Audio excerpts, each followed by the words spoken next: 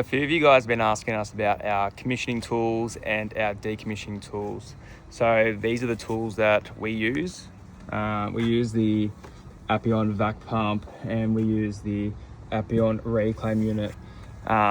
This is just my preference. I've used other brands out there. We do use a M18 vac pump as well, but just for longer runs, more the commercial side of things, we will go for the 240 pump and 240 reclaim unit.